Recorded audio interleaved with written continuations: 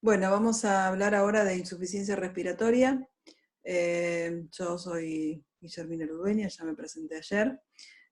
También acá figura el doctor Lasala, pues esta es una clase que en la cursada normal la da el doctor Lasala, que yo como siempre digo, es mi invitado especial de la semana y exclusivo. Bueno, voy a tratar de ser tan pedagógico como es él y tan claro como es él cuando da las clases. Bueno, vamos a recordar un pequeño concepto de fisiología, esto de WR, que es el trabajo respiratorio. Si ustedes recuerdan, en condiciones normales, el trabajo respiratorio se realiza contra 3 resistencias. El pasaje del aire por la vía aérea, la resistencia que ejercen los tejidos elásticos del tórax, del pulmón y de la pleura, y de las estructuras no elásticas del tórax. Si por algún motivo se produce un aumento de la resistencia en alguno de estos niveles, esto va a provocar un aumento del trabajo respiratorio, que el paciente lo va a expresar con la sensación de disnea. Esto va a producir dificultad respiratoria y va a alterar el patrón ventilatorio normal. Si nosotros queremos a grandes rasgos dividir las enfermedades pleuropulmonares según su mecanismo de producción en 2 patrones, lo podemos hacer diciendo que existen enfermedades obstructivas y enfermedades restrictivas. Ahora vamos a hacernos esta pregunta. Si un paciente se presenta con disnea, o sea que tiene aumento del trabajo respiratorio, ¿está en insuficiencia respiratoria? Bueno, la pregunta frente a esto es no. ¿Por qué? La definición de insuficiencia respiratoria requiere de la determinación de los gases arteriales. Yo tengo que comprobar, mediante una extracción de sangre arterial, que el paciente presente hipoxemia, una PO2 menor a 60 milímetros de mercurio, acompañado o no de hipercapnia, es decir, de una PaCO2 mayor a 45 milímetros de mercurio.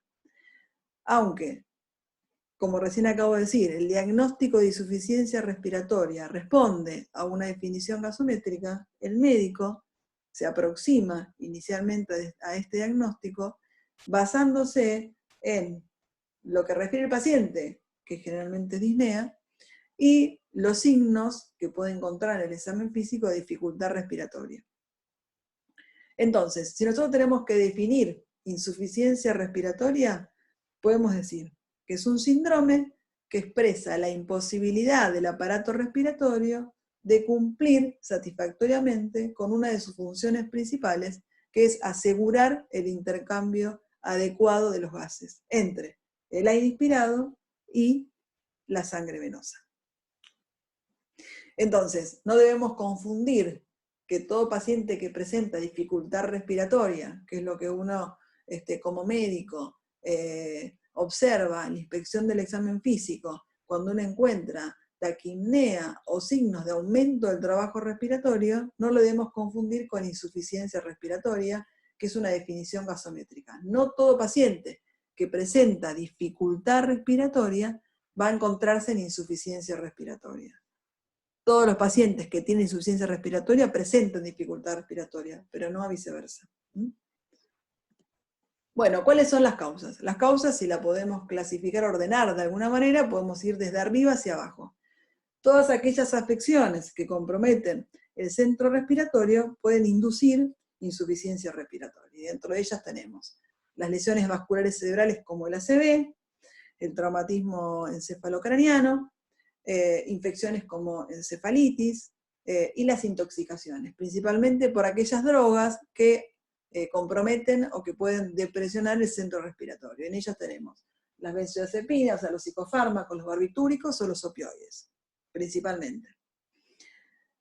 También las enfermedades de la médula y del nervio periférico. Dentro de esta podemos nombrar como prototipo paradigma la polineuropatía motor ascendente o síndrome de Guillain-Barré, que comienza afectando los miembros inferiores, produciendo una parálisis, una paraparesia, y que posteriormente puede comprometer los músculos de la respiración y llevar al paciente a la asistencia respiratoria mecánica.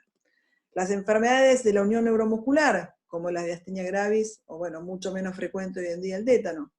Y después como recién dijimos, ¿no? La clasificación en los dos grandes grupos de enfermedades pleuropulmonares, ya sea por trastornos obstructivos o trastornos restrictivos. Dentro de los obstructivos, que vamos a ver la semana que viene, el paradigma, las dos enfermedades características de este trastorno es el asma y la enfermedad pulmonar obstructiva crónica o EPOC, y dentro de los trastornos restrictivos, la neumonía, o lo que ustedes ya vieron en el módulo de cardiología, el edema agudo de pulmón, y menos frecuente las enfermedades del intersticio de pulmón. Bueno, esto es muy importante. Siempre hay que tener en cuenta que un paciente que tiene disminución de la reserva respiratoria puede algún factor precipitarlo o llevarlo o inducir la insuficiencia respiratoria. Esto es muy importante frente a una anestesia general o una intervención quirúrgica, por ejemplo abdominal, en donde el paciente por dolor va a tener una parálisis refleja del diafragma, ¿no? O restricción abdominal, y en un paciente con poca reserva respiratoria lo puede inducir o llevar a la insuficiencia respiratoria. Esta es la causa por la cual todos los pacientes que van a ser intervenidos quirúrgicamente se les realiza un riesgo quirúrgico, donde es muy importante la valoración mediante un examen funcional respiratorio de la reserva respiratoria que el paciente presenta. Otra causa son, como recién dijimos, los fármacos, principalmente los psicofármacos y los sedantes, y el oxígeno. Muy bien, ahora vamos a recordar un poco qué pasa durante la ventilación normal. En condiciones normales, la ventilación pulmonar es de 6 litros. 6 litros por minuto, de los cuales 2 litros no participan de la hematosis y corresponde al espacio muerto. Entonces, la ventilación alveolar va a ser 4 litros minutos. La perfusión pulmonar depende del volumen minuto y es de 5 litros minuto. De esta manera, la relación ventilación-perfusión es de, si nosotros vemos, hacemos la cuenta o el cociente entre los 4 litros de ventilación alveolar y los 5 litros de perfusión pulmonar, nos va a dar 0,8. Esa es la relación normal. Mediante el intercambio gaseoso que ocurre a nivel alveolar, cuando el glóbulo rojo que está en el capilar entra en contacto con el espacio aéreo, se va a producir la hematosis. Y esto va a permitir, como muestra ahí abajo el gráfico, que la sangre venosa que ingresa con una PO2 de 40 milímetros de mercurio salga con una PO2 de 100 milímetros de mercurio. Que la PCO2 que ingresa con una presión de 46 milímetros de mercurio salga en la sangre arterial o arterializada con una PCO2 de 40 milímetros de mercurio. Que la saturación de oxígeno de 75% en la sangre venosa pase a 97.5% en la sangre arterial. Como ya dijimos ayer, ¿no? Esta saturación no llega a ser del 100% por la admisión venosa que ocurre en sangre venosa que llega a la aurícula izquierda proveniente de las venas bronquiales y cardíacas. Esta admisión venosa normal es aproximadamente el 2.5%. Muy bien. Si nosotros tendríamos que, de alguna manera, clasificar cuáles son los mecanismos por los cuales un paciente puede llevar a la hipoxemia, que es la consecuencia que define insuficiencia respiratoria, podríamos dividirlo, ahora lo vamos a dividir en 3, y después en una diapositiva que agregué les voy a hacer una aclaración, porque tal vez esto así no lo encuentren en todos los libros, pero para fines prácticos y que ustedes lo entiendan, a mí me parece que esta es la mejor forma de clasificarla. Un mecanismo por el cual un paciente puede tener insuficiencia respiratoria, o sea que tenga hipoxemia, una PO2 menor a 60 milímetros de mercurio, es la hipoventilación alveolar. Otro mecanismo son los desequilibrios BQ. Dentro de los desequilibrios BQ tenemos dos extremos. Por un lado, el tipo espacio muerto, y por el otro lado, el tipo admisión venoso shunt. Y el tercero serían los trastornos en la difusión. Bueno, vamos a tratar de ejemplificar un desequilibrio BQ tipo espacio muerto con este gráfico, y vamos a, de alguna manera, interpretar qué es lo que está pasando. Bueno, vamos a ver. Si nosotros vemos el alvéolo A, nos podemos dar cuenta que se encuentra ventilado, pero que no se encuentra perfundido. Es decir, que en este lado, en este extremo, vamos a tener una relación BQ de 0. Si miramos el alvéolo B, podemos ver que en esa zona hay como una compensación y aumento de la ventilación. Entonces la relación BQ disminuye. Si sabemos que la PCO2 es 20 veces más difusible que el oxígeno, podemos llegar a entender que la sangre arterial, finalmente, va a tener hipoxemia, porque este aumento de la ventilación compensatoria intenta compensar la hipoxemia, pero no lo puede hacer.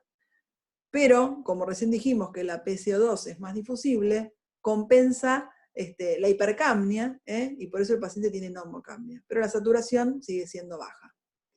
¿Cuál sería el ejemplo o el paradigma de esto que estamos hablando ahora acá? Es el tromboembolismo de pulmón. El tromboembolismo de pulmón es un coágulo, un émbolo, que viene generalmente de los miembros inferiores y que termina impactando en alguno de los vasos de la arteria pulmonar. El impacto de este émbolo en la arteria pulmonar va a provocar que después del émbolo en ese sector va a haber una zona que va a estar ventilada pero no perfundida. Y generalmente los pacientes pueden tener o tienen hipoxemia, normocapnia y desaturación. Ahora vamos a ver qué pasa en este trastorno BQ, que es el otro extremo, el que es tipo admisión venosa. ¿Qué ocurre acá? Acá tenemos un sector, que es lo que estoy marcando acá, de este lado, en donde hay algo que está a nivel endobronquial y que impide de que este alvéolo esté ventilado. Entonces acá tenemos una zona perfundida, pero no ventilada. ¿Qué pasa en el sector B? El sector B intenta compensar. Entonces la sangre de este lugar es derivada por esta zona y aumenta la ventilación. Entonces vamos a ver qué pasa en la vena pulmonar 1, qué pasa con los gases en la vena pulmonar 2 y qué pasa con los gases en la vena pulmonar 3, que es lo que muestra este gráfico. En la vena pulmonar 1, obviamente que la PO2 está disminuida porque acá no hubo hematosis. La PCO2 va a estar aumentada porque no se pudo lavar la PCO2, que es el producto del metabolismo de los tejidos periféricos. Y la saturación, por supuesto, va a estar disminuida. ¿Qué pasa a nivel de este vaso, del 2? Como hay mayor ventilación, esta hiperventilación logra compensar la PO2. Como la PCO2 ya dijimos es mucho más difusible, se lava y aparece disminuida, hay hipocapnia, y la saturación es normal. Ahora, en esta arteria pulmonar, que es donde se mezcla la sangre, esta vena pulmonar, esta vena pulmonar, que es donde se mezcla la sangre que viene de la vena 1 y de la vena 2, lo que vamos a tener en la mezcla es una PO2 disminuida, una PCO2 normal y una saturación disminuida. Un ejemplo de esto, ¿qué puede ser? A ver, un tumor endobronquial, podría llegar a ser un tapón mucoso en una crisis asmática, podría ser un cuerpo extraño, y esto es lo característico que ocurre en la atelectasia. Bueno, ahí no salió, pero esto es lo que ocurre acá en la atelectasia. Un ejemplo de esto es la atelectasia. Obstructiva, ¿no? Por supuesto. Bueno, vamos a otro ejemplo. Un trastorno BQ tipo admisión venosa. Bueno, vamos a ver qué pasa acá con este globito que yo puse de color celeste. Vamos a hacer de cuenta que a este paciente le ingresó un neumococo. Este neumococo llegó al alvéolo, los macrófagos alveolares intentaron fagocitarlo, se desencadenó toda una respuesta inflamatoria que va a llevar a la ocupación del espacio alveolar por un exudado inflamatorio, que si se acuerdan de patología puede llegar hasta la hepatización gris, ¿no? Pulmonar. Entonces está ocupado el espacio aéreo y compacto. Esto es lo que ocurre en este alvéolo. En este alvéolo, que intenta compensar lo que pasa acá, va a aumentar la ventilación y la relación BQ va a ser mayor. Esto es lo que ocurre clásicamente en la neumonía. Entonces, ¿esto qué va a pasar? Esta va a ser una zona perfundida, pero no ventilada. Entonces se comporta tipo admisión venosa o shunt. Entonces, vamos a hablar del otro trastorno que dijimos, ¿no? Hasta ahora hablamos de los trastornos BQ, que los dividimos en dos extremos, tipo espacio muerto y tipo admisión venosa, y ahora vamos a hablar del otro mecanismo, que es el trastorno en la difusión. El trastorno en la difusión, también se denomina bloqueo alveolo-capilar, se produce por cualquier patología que produzca un engrosamiento o una alteración de la membrana alveolo-capilar, que es el lugar donde ocurre el intercambio gaseoso. Esto va a llevar a que el paciente tenga hipoxemia, pero nunca va a tener hipercapnia. ¿Por qué? Porque a pesar de que se produzca engrosamiento de la membrana alveolo-capilar, como dijimos que la PCO2 es mucho más difusible, es raro, o casi muy raro, que ocurra, nunca ocurre, hipercapnia. Cursa con hipoxemia y con hipercapnia. Entonces, si yo tengo que decir cuáles son los mecanismos de insuficiencia respiratoria, voy a nombrar A, la hipoventilación alveolar, que es todas aquellas causas que produzcan una disminución de la ventilación alveolar. Ahora vamos a ver que este es el prototipo que cursa, además de con hipoxemia, con hipercapnia. Voy a tener los desequilibrios BQ, que hay dos extremos, como recién dijimos, tipo espacio muerto, que lo característico es el tromboembolismo de pulmón, o tipo admisión venosa, como hablamos de la neumonía o la atelectasia obstructiva. Estos dos extremos, que son paradigmáticos, que sirven para entender, ustedes tienen que saber que la mayoría de las veces los trastornos BQ son intermedios. Pueden ir un poco para un lado, un poco para el otro, pero son intermedios. Y por último, los trastornos en la difusión, en donde lo que está alterado, lo que ocurre, es un engrosamiento de la membrana alveolo-capilar. Si ustedes leen los libros, muchos libros de fisiología, o libros de semiología o de medicina interna, y leen el capítulo de insuficiencia respiratoria, van a encontrar a los mecanismos clasificados así: hipoventilación alveolar, desequilibrio BQ, shunt y trastornos en la difusión. Al shunt lo sacan y lo ponen aparte como un mecanismo extremo, diferente al desequilibrio BQ. No importa cómo lo clasifiquen, lo importante es que ustedes lo entiendan. Entonces, vamos a decir por qué mecanismos yo puedo tener hipoxemia. ¿Un trastorno BQ me puede dar hipoxemia? Sí, obviamente, me puede dar hipoxemia. ¿Un trastorno del trastorno de la difusión me puede dar hipoxemia? Sí, por supuesto. ¿Un trastorno en la difusión me puede dar hipoxemia? ¿La hipoventilación alveolar me puede dar hipoxemia? Sí, la hipoventilación alveolar me puede dar hipoxemia. Ahora, ¿cuáles me pueden producir hipercapnia? El prototipo, la máxima expresión de la insuficiencia respiratoria es la hipoventilación alveolar, porque es la que va a cursar con hipoxemia e hipercapnia. Los trastornos BQ tienen que ser muy groseros para que me den hipercapnia, en general no dan hipercapnia.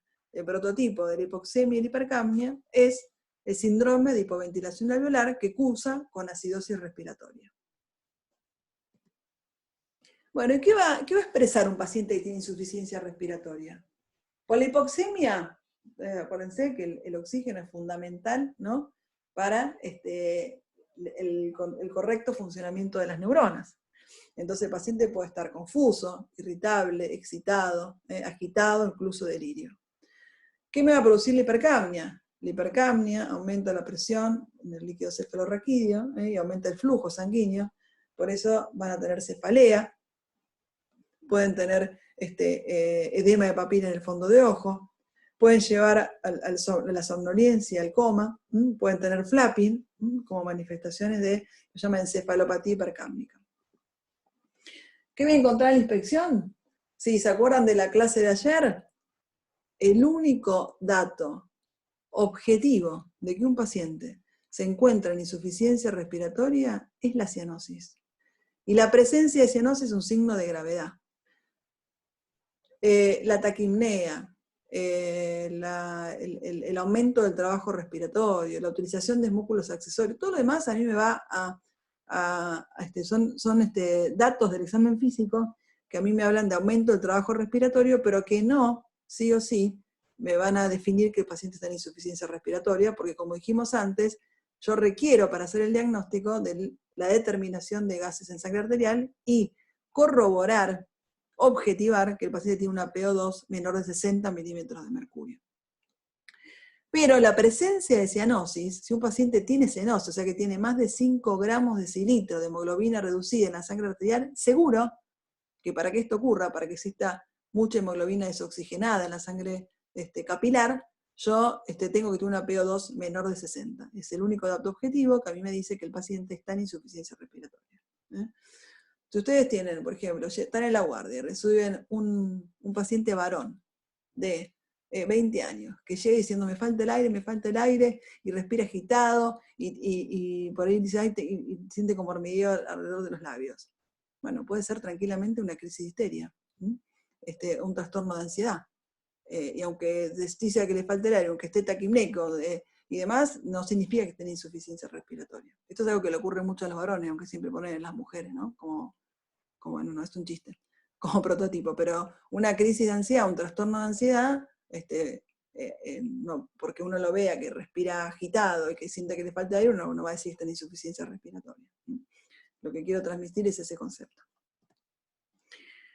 También el paciente puede utilizar músculos accesorios de la respiración, tener tiraje, por ejemplo, o respiración paradojal, hacer un movimiento contrario del diafragma. El paciente está panseando, nosotros decimos, ¿no? El diafragma se paraliza y es un movimiento invertido, contrario al que ocurre normalmente. Bueno, esto es solo para repasar y seguramente cuando cerremos el módulo vamos a hablar un poco de esto. Nosotros cuando hacemos la inspección del tórax, hay una primera parte que es lo que se llama tórax estático, que es donde observamos la morfología del tórax, y lo que se conoce como tórax dinámico, donde uno evalúa o ve cómo ese paciente respira, cuál es la mecánica respiratoria que tiene. Nosotros decimos que la frecuencia respiratoria normal es cuando es 16 a 20 ciclos por minuto, decimos que está taquipneico cuando aumenta por encima de 20, y decimos que hay bradipnea cuando es menor de 12. La cronología entre la inspiración, la expiración y la apnea, si yo la quiero expresar en tiempos, esto es una cosa totalmente, lo de 5, 4 y 1 es nada más que para ejemplificar y entender los patrones que ahora vamos a ver. Si yo tengo un aumento en la profundidad, digo que el paciente tiene hiperpnea. Es un aumento en la profundidad de la respiración. Si el paciente respira superficialmente, lo que digo que tiene es hipopnea. Y se acuerdan que dijimos que si quiero dividir las enfermedades en los dos grandes mecanismos, las enfermedades pleuropulmonares, yo digo que hay enfermedades restrictivas y enfermedades obstructivas. Si la enfermedad es restrictiva, el paciente va a respirar rápido y superficial. El patrón ventilatorio característico es la taquipnea con hipopnea.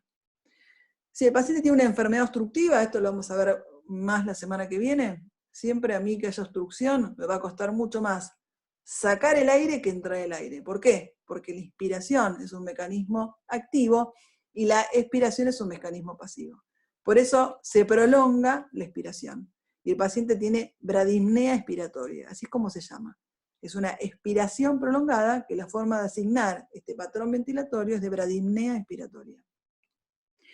La inspección del patrón ventilatorio, hay estudios en medicina en donde el médico clínico general que recibe al paciente describe el patrón ventilatorio y lo divide en restrictivo o obstructivo, de acuerdo si tiene taquipnea con hipopnea o bradipnea expiratoria.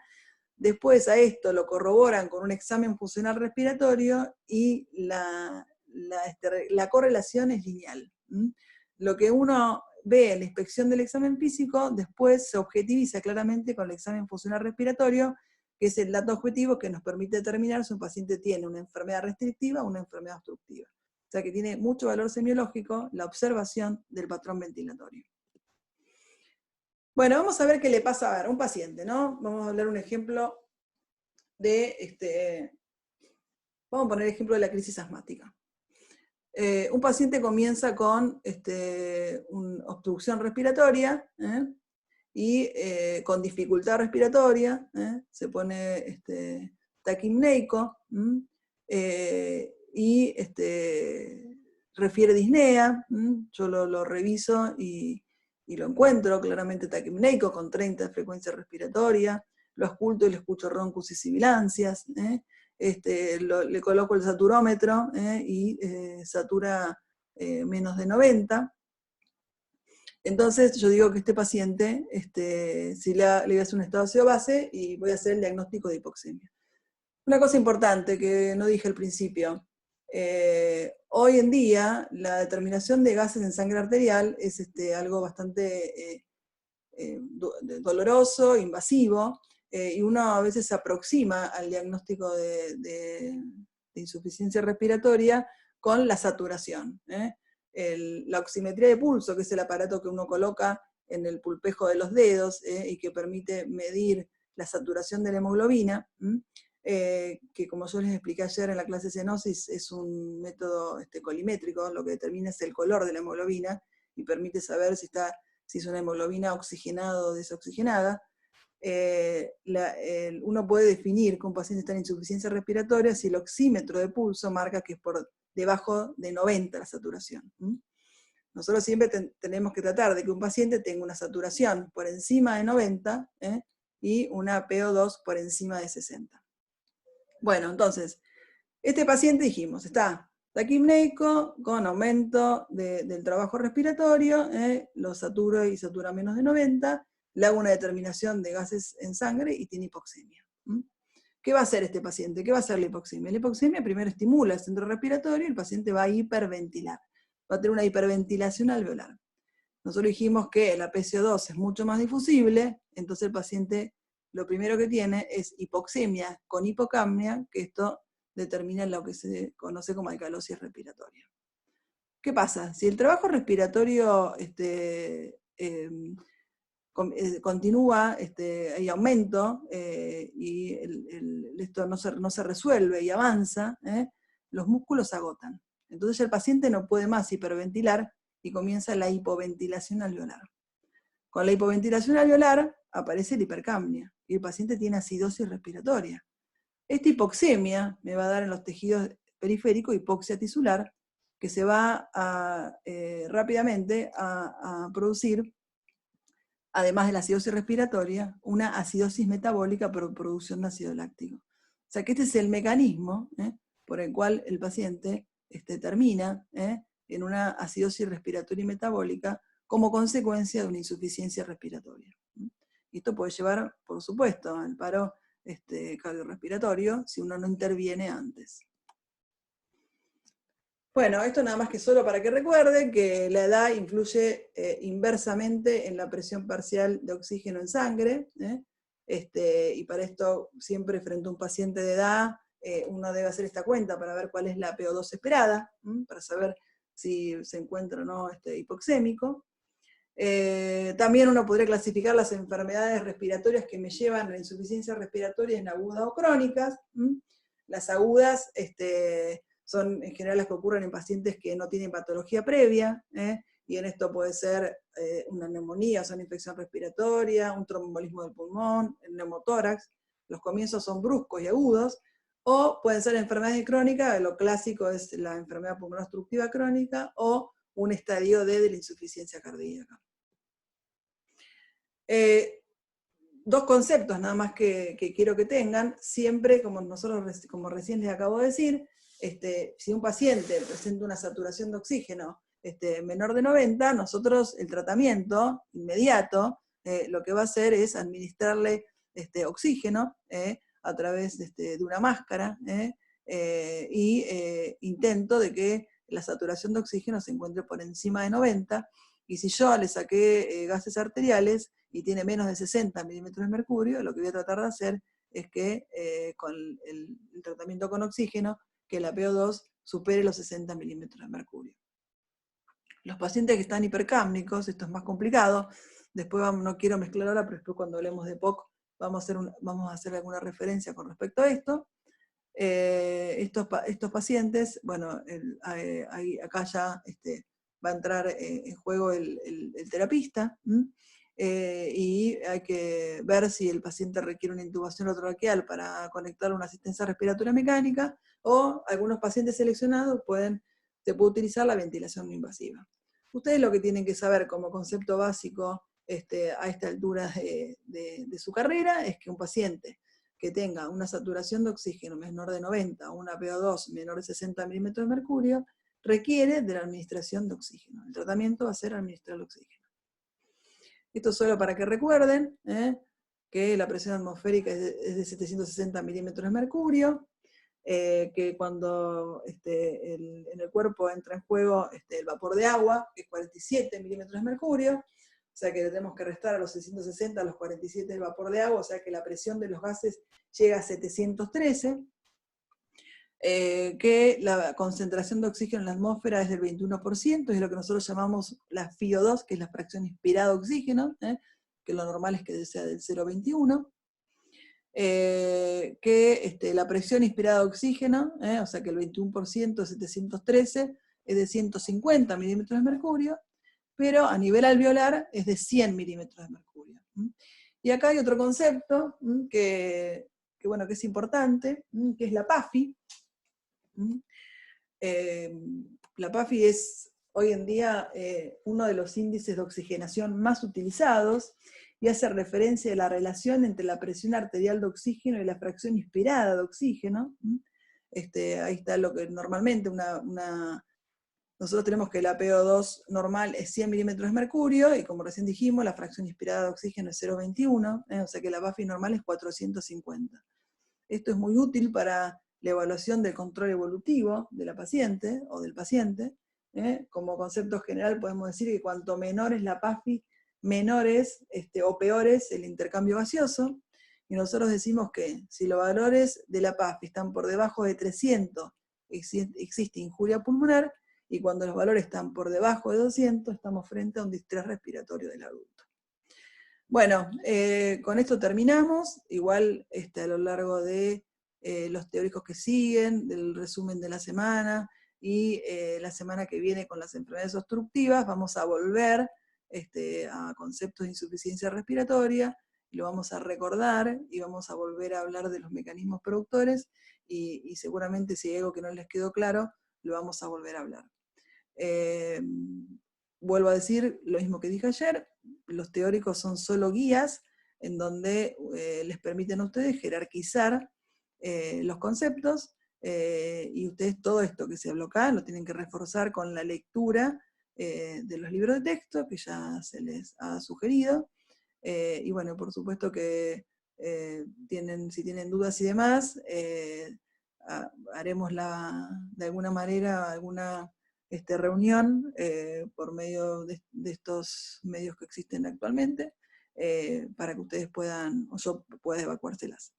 Bueno, nos escucharemos en el próximo teórico.